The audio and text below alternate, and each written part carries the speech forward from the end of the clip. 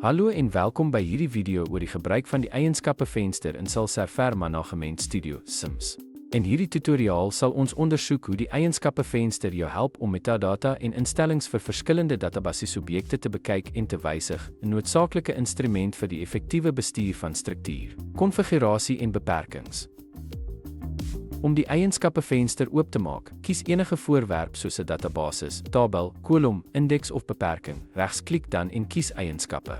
Die eienskappe venster vertoon belangrike metadata, insluitend objekname, datatipes, groottes, standaardwaardes, identiteitsinstellings en indekseringsinligting. Jy kan die eienskappe venster gebruik om tabel en kolominstellings te wysig, soos om datatipes te verander, nulbaarheid in te stel, identiteitseienskappe te konfigureer of beperkings by te voeg.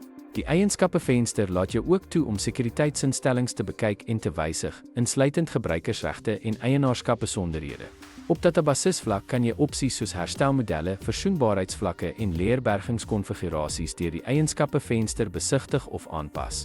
Laastens dien die eienskappe venster as 'n sentrale punt om te verstaan hoe verskillende objekte met mekaar verband hou en binne die databasis optree. En dis dit.